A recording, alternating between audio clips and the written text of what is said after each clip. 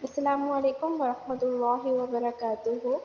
رب اشرح لی صدری ویسر لی امری واحلل عقدۃ من لسانی یفقہوا قولی۔ رب زدنی علما رب زدنی علما رب زدنی علما اللہم فقہنا فی الدین آمین یا رب العالمین۔ سورہ بقرہ آیت نمبر 121۔ بسم اللہ الرحمن الرحیم۔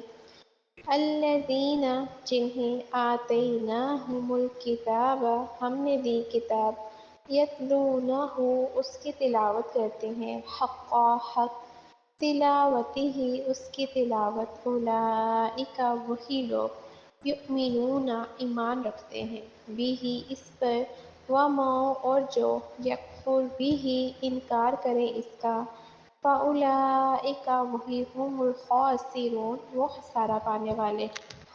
جن لوگوں کو ہم نے کتاب عنایت کی ہے اور وہ اس کو ایسا پڑھتے ہیں جیسا اس کو پڑھنے کا حق ہے، یہی لوگ اس پر ایمان رکھنے والے ہیں، اور جو اس کو نہیں مانتے وہ خسارہ پانے والے ہیں۔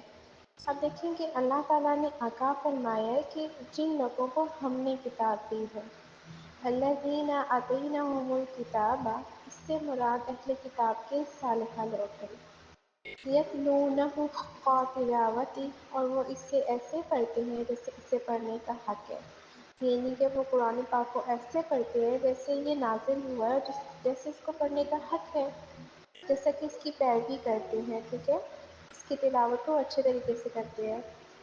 وہ اللہ تعالیٰ کے حلال ٹھہرائے ہوئے امور کو حلال کہتے ہیں، جو قرآن پاک میں جن چیزوں کو حلال کہا گیا ہے ان کو حلال کہتے ہیں، جن کو حرام کہا گیا ہے ان کو حرام سمجھتے ہیں، اس میں جتنے بھی احکامات بتائے گئے ہیں ان پر عمل پیرا ہوتے ہیں۔ اہل کتاب میں سے یہی لوگ ہیں جنہوں نے اللہ تعالیٰ کی نعمت کو پہچانا ہے اور پھر اس کے شکر گزار ہوئے ہیں۔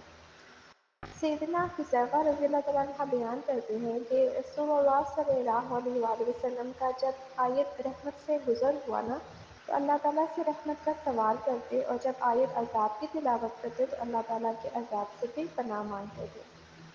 سیدنا عمر رضی اللہ تعالیٰ عنہ نے فرمایا، حق تلاوت یہ ہے کہ جنت کے ذکر کے وقت جنت کا ثواب کیا جائے اور جہنم کے ذکر کے وقت اس سے پناہ مانگی جائے۔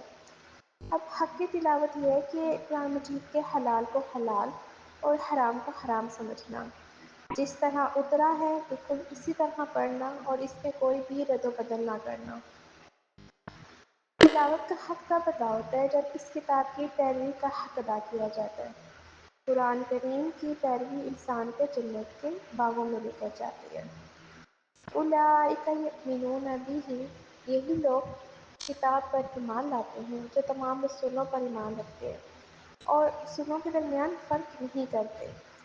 سیدنا ابو ہریرہ رضی اللہ تعالیٰ عنہ سے روایت ہے کہ رسول اللہ صلی اللہ علیہ وآلہ وسلم نے فرمایا، جب بھی کچھ لوگ اللہ تعالیٰ کے گھروں میں سے کسی گھر یعنی کہ مسجد اس میں اکٹھے ہو کر اللہ تعالیٰ کی کتاب کی تلاوت کرتے ہیں اور اسے ایک دوسرے کو پڑھاتے ہیں تو ان پر سکینت نازل ہوتی ہے اور رحمت الہی انہیں اپنے آغوش میں لے لیتی ہے، اور فرشتے ان پر سایہ فگن ہوتے ہیں، اور اللہ تعالیٰ ان کا تذکرہ اپنے پاس جو موجود مخلوق ہے نا بھی ان میں کرتا ہے۔